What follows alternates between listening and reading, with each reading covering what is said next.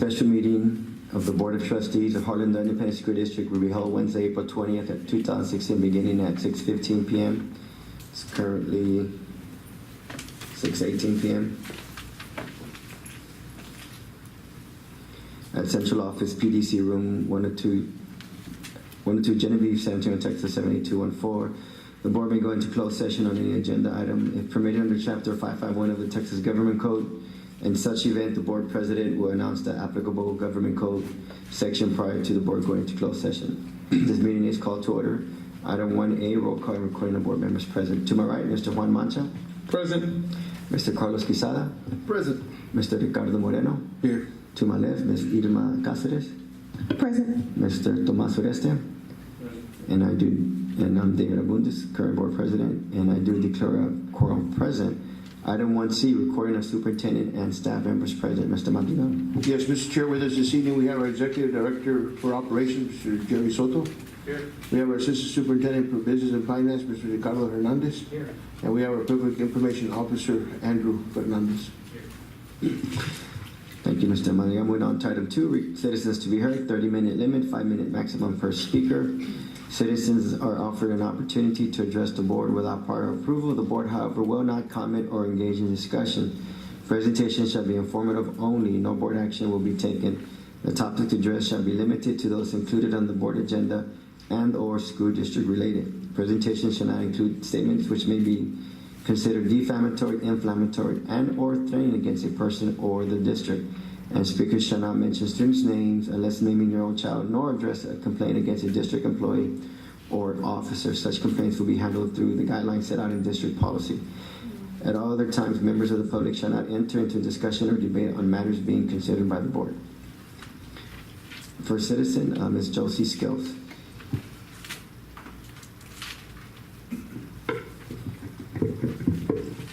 Good evening, Mr. Bundis and members of the board, Mr. Madrigal and members of cabinet, Harlandale employees and community members.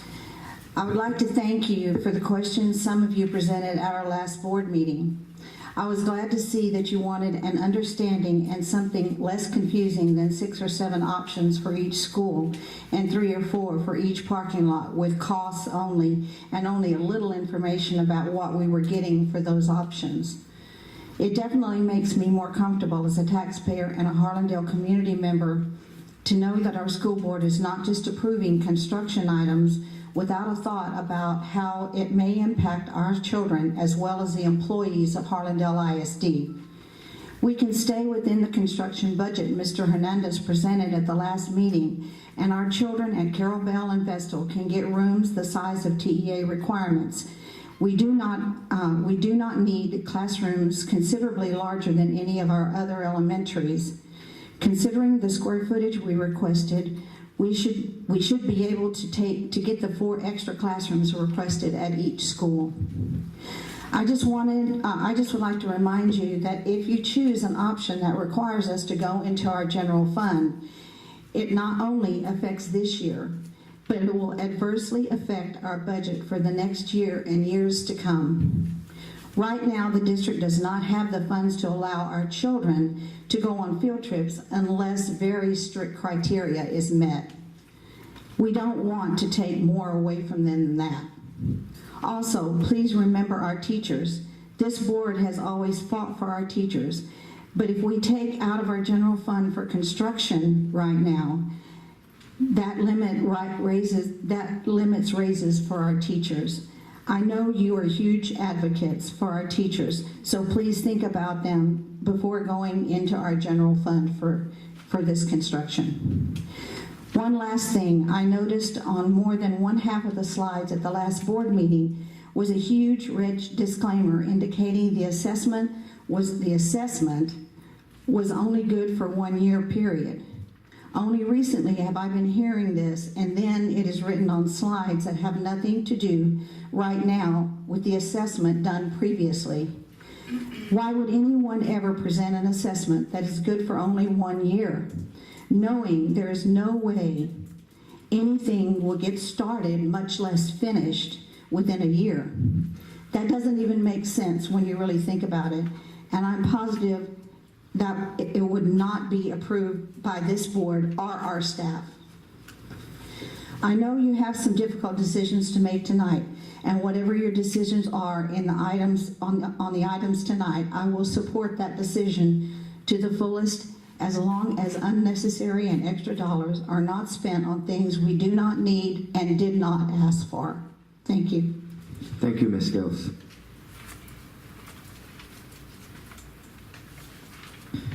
Mr. Rene Munoz.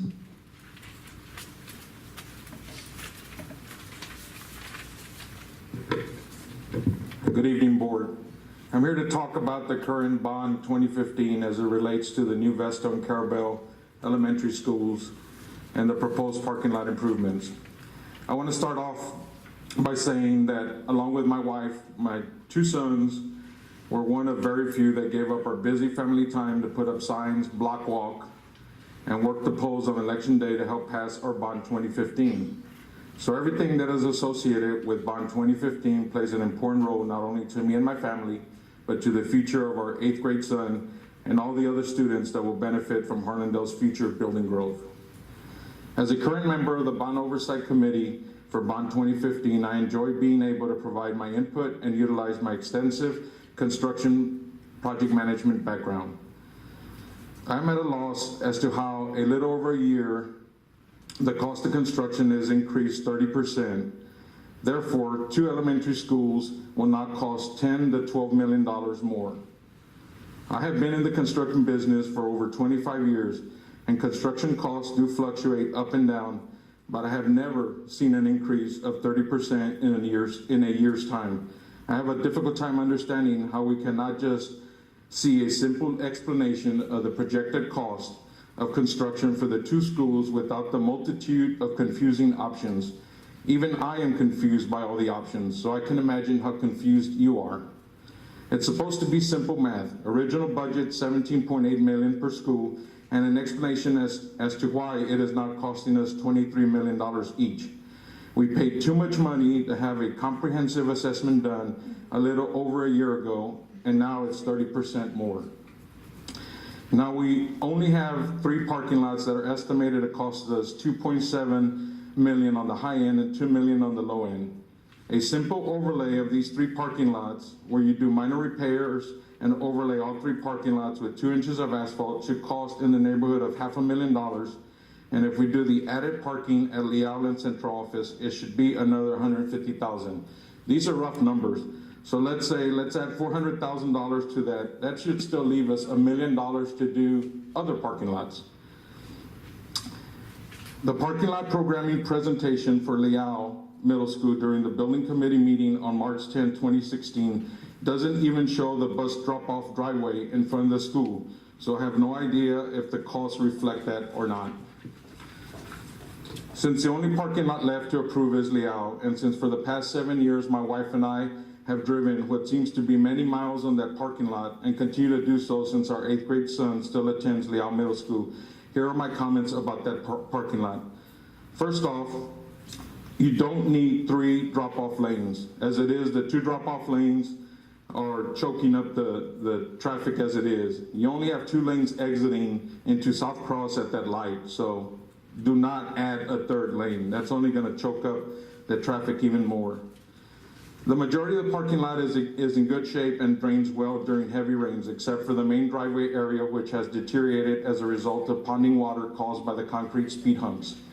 The placement of these speed humps impede the surface water drainage and ponds water between the speed humps after every rain. As part of the superintendent's parent advisory committee member for Leal last year, I personally volunteered my time to shoot grades of the driveway to determine why the water was ponding and discovered the speed humps were the culprit. I recommended saw cutting grooves in the speed humps, which has helped tremendously with the ponding issue. That was a temporary solution until the parking lot was redone and improved speed humps were provided. Based on my recent parking lot cost estimating, a complete redo of the parking lot and leaving the existing islands, leaving the existing parking lot lights, and adding 1 row of 27 new parking spots by South Cross should cost somewhere in the neighborhood of $350,000 and not anywhere $1 million. I also don't understand why we would be including underground storm drainage and moving the CPS primary electrical underground. These are expensive costs that are unnecessary. A decision also needs to be made 30 whether or not the existing fence in the parking lot should be removed. 30 seconds. Nothing addresses this. The voters approved bond 2015 for various construction projects, including 2 elementary schools and new parking lots. At the rate we are going, we're lucky to be able to afford just 2 elementary schools and nothing else. You really need to rethink the direction we are headed, because we are using up our bond 2015 budget monies quickly and not providing what we promised this community. Thank you. Thank you, Mr. Munoz.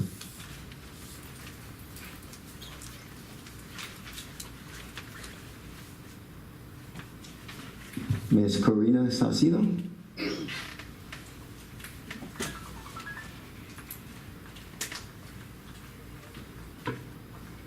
Good evening, board members, community members, superintendent, and staff. Regarding district business, 2 very important elements are transparency and accuracy. Budget should be given in the beginning instead of mid-April.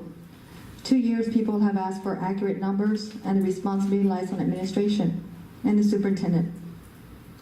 Somehow inaccuracies come from a certain member and even our administration. This is what we see. Please, let's appreciate people doing good work, people that go out and beyond for our children. For everyone that partakes in responsibility in every department, every position, every title, let's stop wasting valuable time. Let's be responsible for our own actions. Let's make decisions best for our children for today and tomorrow. Let's move these projects forward. There can be no more delays. When the district follows these simple steps and important ones, we can accomplish the goals. The goals are to finish what our children desperately need and deserve.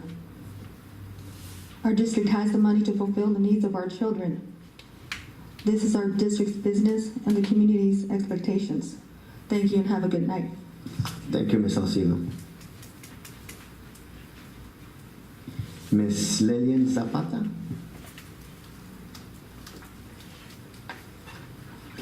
Good evening, board members, staff. Options, why so many?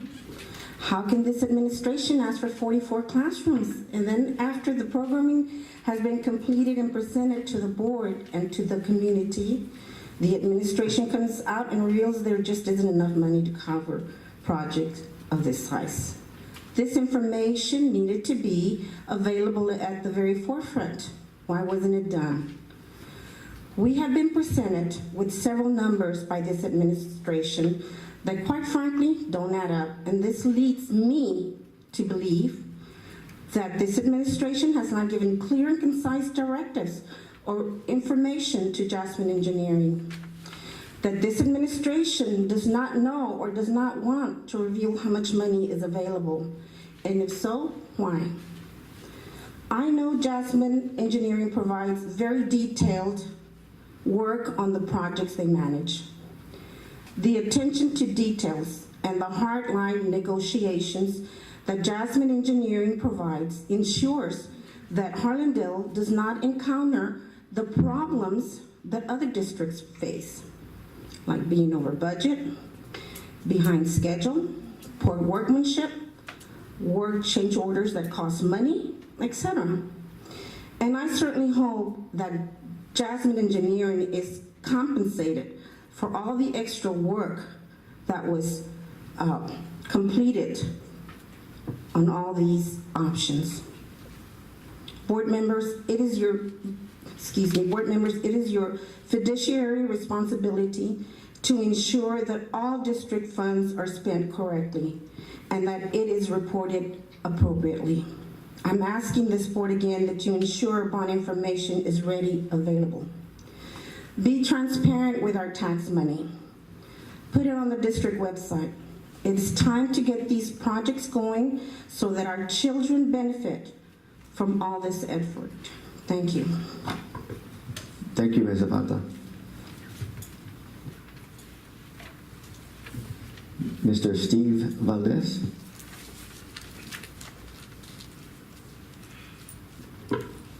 Good evening, board members who have volunteered your time to represent our interests. Good evening, staff. Good evening, taxpayers, my neighbors. I'm here to talk about value. About a week ago, I needed an AC compressor for my truck. The price that I was getting from Full Service Auto Parts was $500. Being a man of few resources, I'm forced to learn about vehicles and work on my own cars. And I couldn't afford $500. So I began shopping around and went to a website, Parts Plus. It was $325 and a savings of $175. And I was about to buy it when I came across Amazon that had it for $231. So what do you think? I snatched it up. And judging by the original price that I was given for the whole work to be completed was $900, I had saved over $700. And from the original quote, just for the part, I had saved $269. Now, there's a point to my story. I don't get to brag too much about how great of a mechanic I can be or how lucky I can be and save myself that money, but the bottom line is I saved. I kept the money in my family. I can now afford to do my part in the money for the groceries for the month, the gas for my car, the graduation that's coming up. I saved. So why aren't we considering the contractors that do this for the kids in Harlandales in savings? As I watched the videos and I learned of the presentations, they've saved us millions of dollars. And as a result of that, band halls were made, softball fields were made, and none of us can tout that or even touch that record, such as these. I don't get along with engineers. In general, I have a hard time with the personalities. But if I'm going to save like I've saved on my compressor, and the community is going to be able to build state-of-the-art buildings like the STEM school, a school that each and every one of you should be on this board, should be proud of, then why would you allow the district to leak out false and phony information? Why would you have your cronies stand before you and try to fill your heads with nonsense? Why would you allow anyone to touch the very thing that's working at a level that we could only hope to work at? The facts are the facts. I saved $700 by doing it myself. This contractor has saved money on the front end and on the back end and put these kids' interests above everything, above money, above political controversy, above self-interest. Let's put an end to the people who would have you believe that they are messing around with the numbers of the room requirements. I am your neighbor. I am a father of this community who has learned a lot in less than a year. And I can tell you this, the more I learn, the harder it is to ignore what I see. Board members, we challenge the conscientious ones to begin to learn about what Mrs. Zapata spoke of at the last meeting, the itemized bond information page. We pray for you guys. We pray for wisdom. We pray for clarity, vision, leadership, and most of all, transparency. Mr. President, the Open Meetings Act is the law, and the rules of citizens to be heard have been changed. And I suggest that you guys review how you've changed those rules. Politics is tough. I'm asking that the attorney please do not exceed his mandate by addressing and interfering with the comments from the citizens to be heard, and address all the comments and objections to the board president. Our attorney is not the timekeeper or the parliamentarian. I might be mistaken, but they are advocates for the interpretation of the law and the legal advisor of the board, not the gatekeeper for the very district, from the people who fund this district. Nothing personal. This is not your playground. This is ours. The incomes of this community has built these buildings. My neighbors built this district. We have the right to be heard. Legal prudence demands no interference. We do not have to discuss subjects on the agenda. We have the civil right to name disappointing board members. We ask you guys to toughen up and don't be quick to complain in a point of order. This is business, our business, and we will be heard.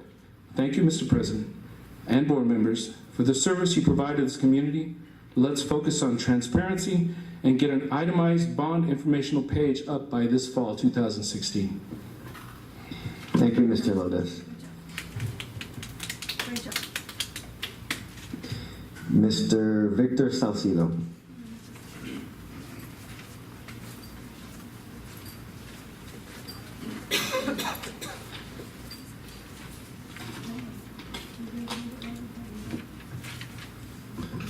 Good evening, board members, Mr. Malia.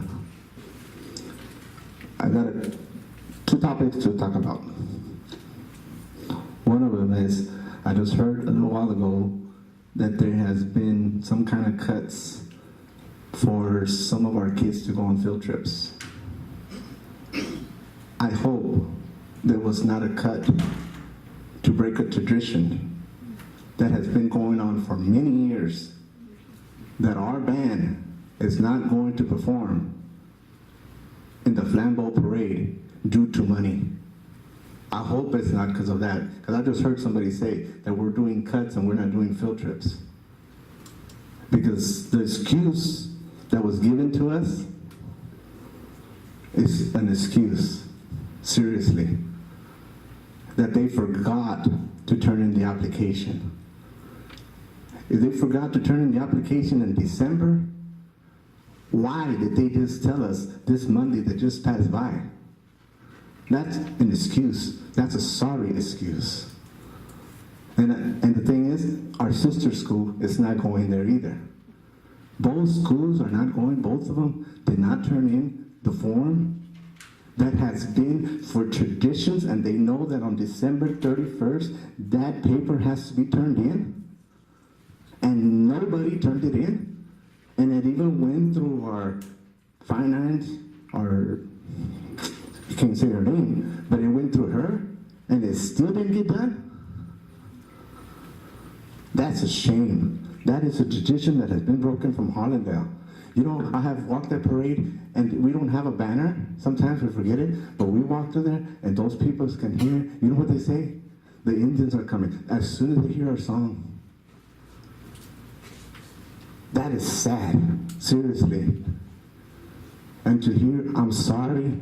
You know, I come here and I hear, I'm sorry. If you hear that other video from Liad, where I turned around and said, is this going to be an I'm sorry school district?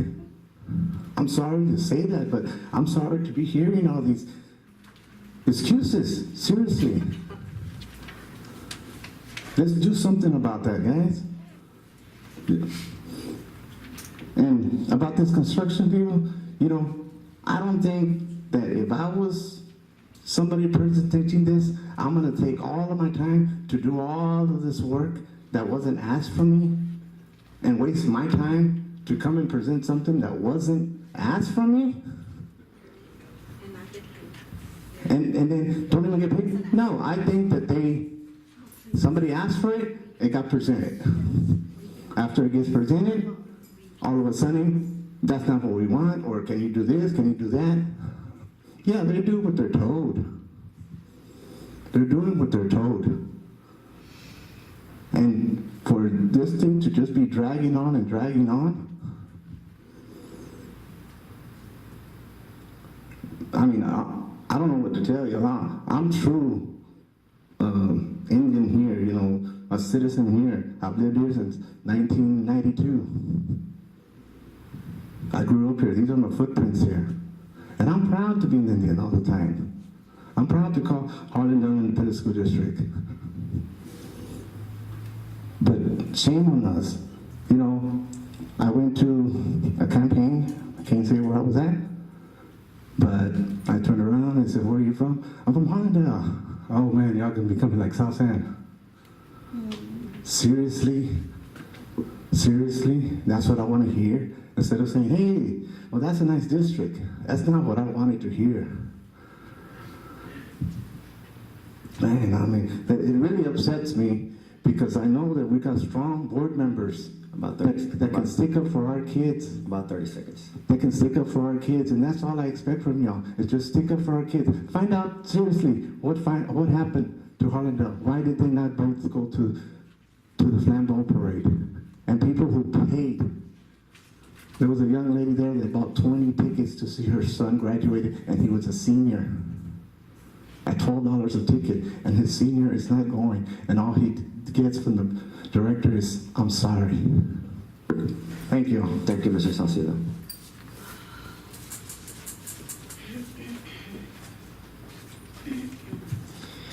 Ms. Gina Castaneda.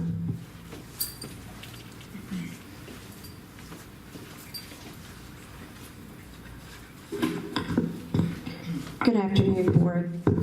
Members of the Board, staff, community members. First, I want to thank you for doing the right thing, and that was for changing the words on citizen to be heard. This does give us an avenue to be heard. So with that, I do want to thank you. Secondly, I do have some concerns again, and I'm the type that will bring up concerns to make this district better. But I do have my opinions. And one of them will be that I was called by a media reporter a couple of weeks ago.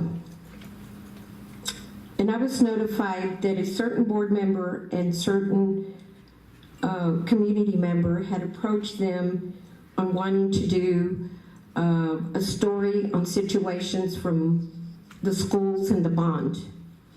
I do believe you do have a board operating policy that should be done, and it's my understanding that only the board president can contact media or speak to media. So I do hope that there is discipline with this board member for not not following policy.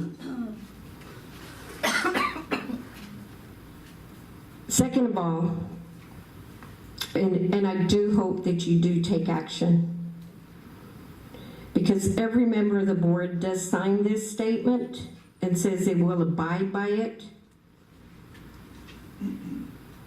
So if it was any of y'all, I think you would imagine that they'd be coming down on you. So you need to take a good look at that.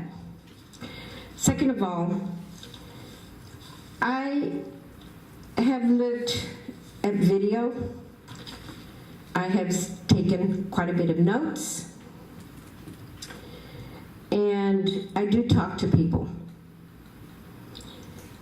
And we've only had 2 oversight committee, bond committee meetings.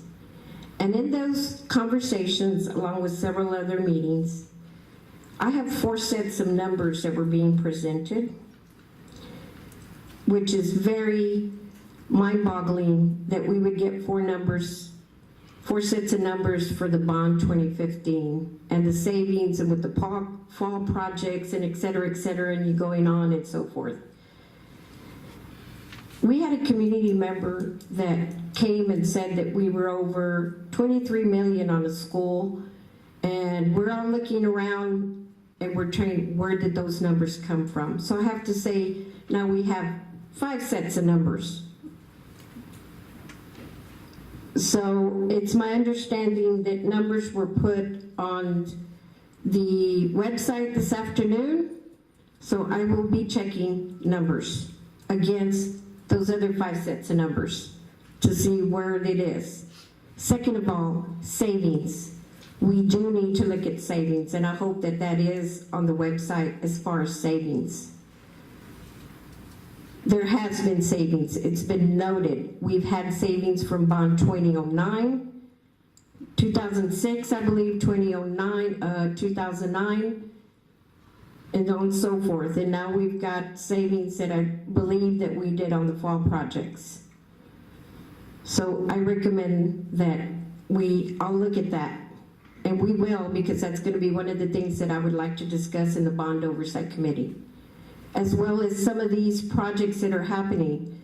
If we had the Bond Oversight Committee, I don't think that we would be having these problems, because there is communication. We do not have, we have communication problems. When someone is saying one thing at a meeting and then turns around and says, we didn't do this, or we didn't ask for it, but there's tape of it, and there's meetings that have been addressed on this, then let's see what is, who's playing who what. Okay, final comment. Okay? So with that, I suggest that every one of you that is sitting at the dais take a good look at that.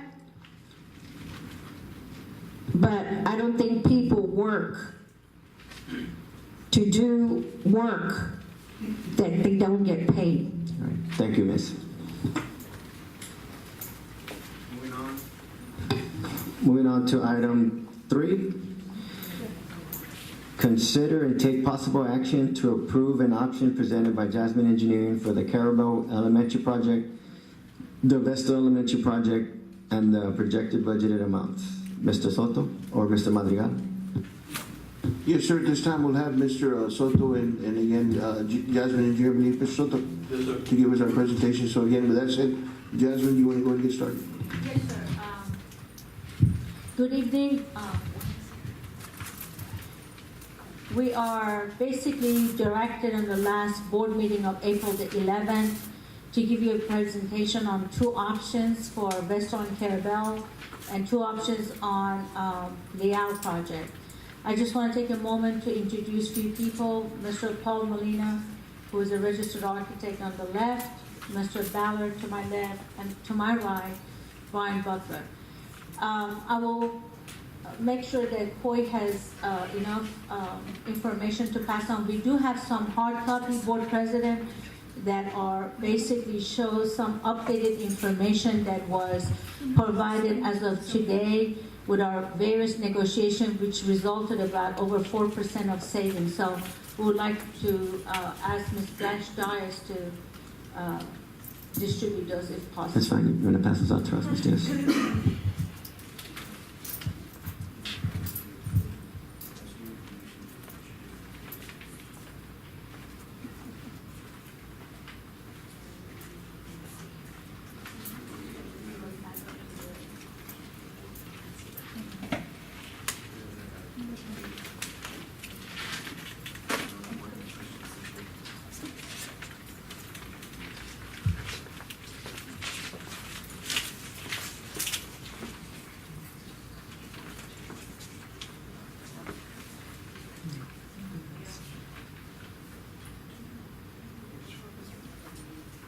I'm sorry, what was this again you're passing out? I'm sorry. This is the result of the negotiation finalization as of this morning with the final, all the soft costs and RDK contract, which ended up being.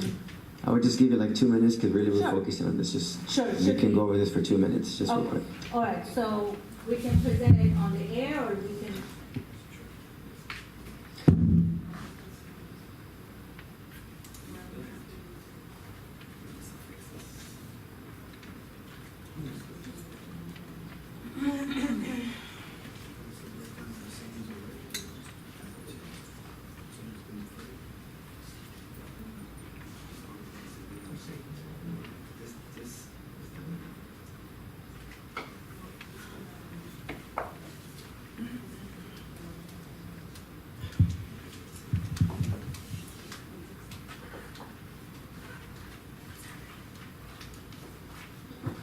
We're just gonna give it. This is not gonna. I don't think it's gonna affect our decision. Or you got 2 minutes, real quick, Coy. 2 minutes.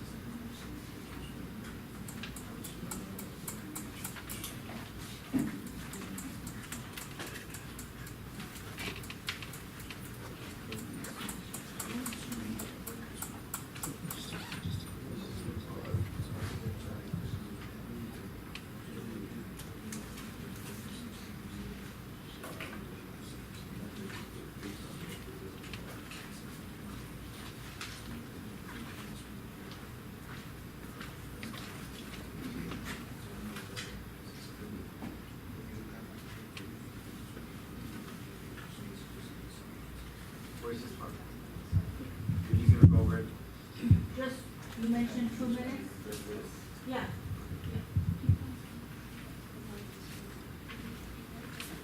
Okay, so, let's see this one.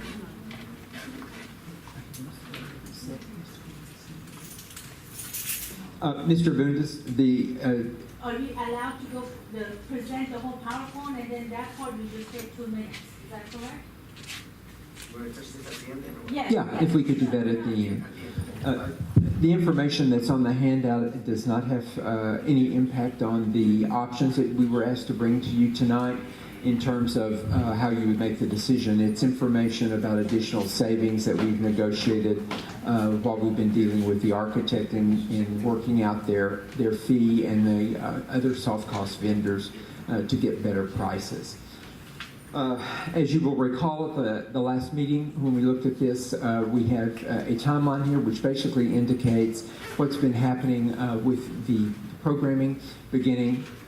Of course, the facilities assessment was done in August of 2014. The bond referendum took place after that and was actually delayed to May of 2015. We were contracted in November of 15 and being working on the programming on November the 19th. We've been working on it about 5.5 months at this point, and we've made several presentations to the building committee and to others in the board. The building committee presentation of this information was on March the 10th. At that time, we had 2 options for each of the schools. There were some questions asked at that board meeting, and we were requested to also look at some other options, which we brought to the board when we made the presentation to the board on the 21st of March. At that meeting, again, there were some questions asked, and there were also some specific options in addition to what we had listed that we were asked to look at. So all the options we have presented have been things that we were asked to present. Certainly, it took a great deal of work. We wouldn't be doing that just to be doing it. We were responding to requests and to questions. The board wants to have make an informed decision, and we were asked to be part of giving them information by which you could do that. Quickly, the facility needs assessment, which was done in July and August of 2014, asked us to look at 3 different options at each of the campuses to retrofit it, which was basically a relatively minor renovation compared to the second option, which was a full-blown renovation. The third option was complete campus replacement without consideration of retaining any of the facilities. The opinion of cost listed in the facilities assessment specifically says that the numbers would need to be looked at if design and construction had not been begun within 1 year. Not finished, but begun, because that's when the prices would get locked in. It's in the report in several places for both of the campuses. The facility programming, beginning in November 2015, we were asked to look at 2 different things, different from the 3 options in the facilities assessment. We were to look at no other options, and the programming, as we have said before, is a formal statement that you're going to go forward and give to the architects once you've made the decision about which options you're going to take, to be a roadmap basically for the architects to operate, to keep them on the straight and narrow. Yes, ma'am. Okay. What page are you on right now, Mr. Coy? I don't know the page number, but I'm in PowerPoint mode.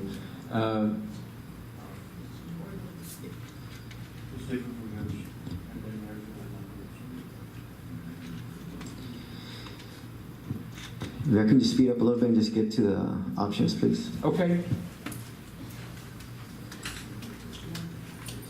Okay. Yeah. We're starting on slide 9. We're on slide 9 now, ma'am.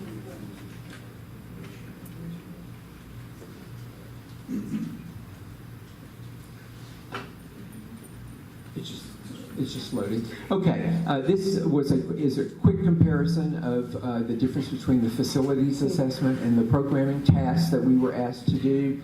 Some of the items that I've mentioned already are on the left for the facility assessment and on the right for the programming.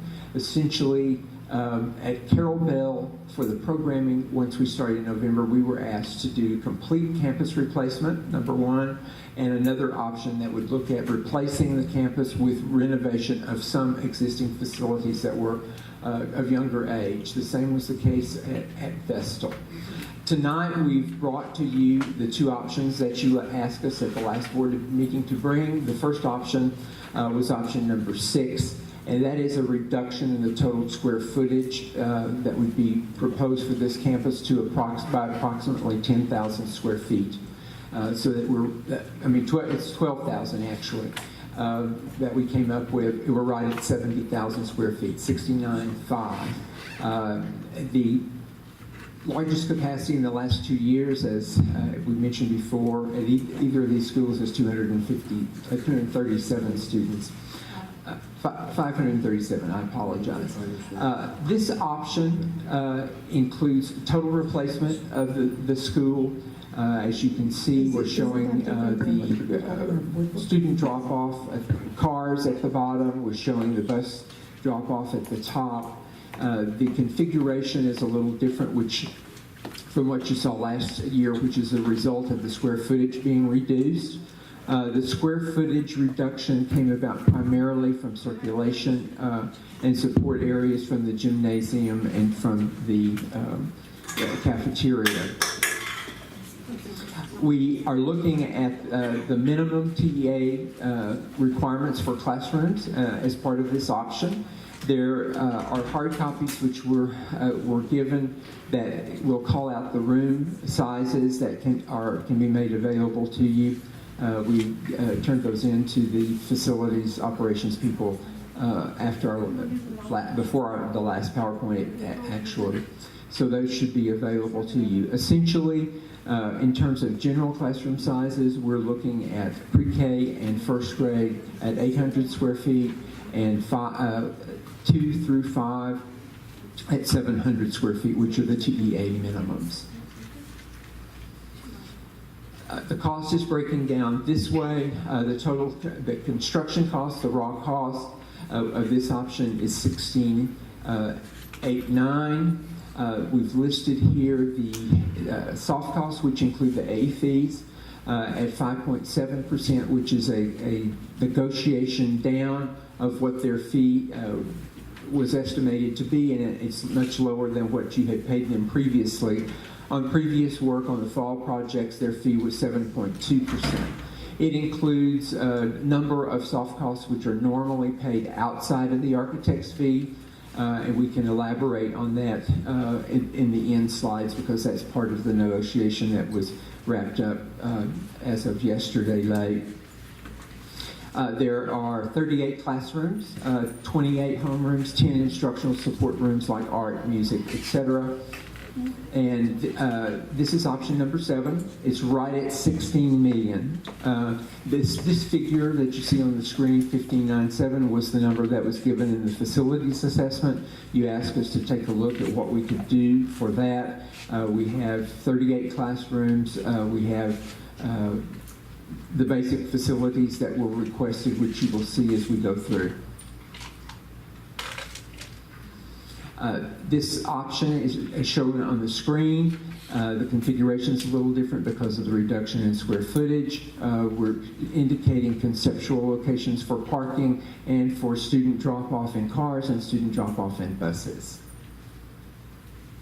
Again, there is a companion hard copy that can be obtained from the staff that we have provided that talks more in detail about the room sizes. Option number 7 for Carroll Bell, again, starts with the number that was the construction cost that was listed in the facilities assessment. We're adding the soft costs that you see here is a similar situation. Architect has been reduced, our fee has come down, and there's a contingency plus other things that the district pays directly. We were asked to look at how much the premium would be if we were to do the Vestal project first and delay the start of the Carroll Bell project until the new Vestal was occupied by Vestal, leaving Carroll Bell open to put the Vestal to put Carroll Bell students. that was shown on the screen. It's approximately $600,000. This is a summary of the costs. The top one is adding all the soft costs is in the total cost. That's $19,900. Option number 7 is $18,800. Based on the renovations, the revisions that we did at your request. Vestal, we're looking at options 5 and 6 at your request. The first one is a similar situation where we've taken out approximately 12,000 square feet. As you can see, the new Vestal would be at the top. In the bottom half where the old Vestal would ultimately be removed, the 3 buildings that are being retained but not renovated are shown in this slide. Mr. Chair, how will that change to 12,000? It was supposed to be 10,000. Well, I apologize. It was 81,666 when it was 44 classroom, and pre-K was 900 square feet, and first to the fifth was 800 square feet. It's not exact 80. It was 81,666. When you subtract that from 69,500 somewhat, it becomes almost 12,000 square feet. For accuracy, that's what we're saying there. You asked 10, but we couldn't make it exactly 10. and that's partially a function of doing TEA minimum requirements and other reductions that we saw that we could perhaps discuss with you as a way to bring the budget down. Mr. Chair, I have a question. Does this option also include the 4 additional classrooms? Yes, it does. So what did you reduce in order to do that, sir? The reduction came primarily from general circulation space, from non-instructional areas, from the gym, from the cafeteria. What option are you comparing it to, Ms. Casares? The 44 classroom with 900 square feet, 800 square feet, or are you comparing it to the minimum PA one? Because that's why every time we came in, there was another request, so we've given you those options. Are you comparing it to the first option one? Then No, I'm looking at this option right now. This is what I'm looking at right now. Right. And I'm wondering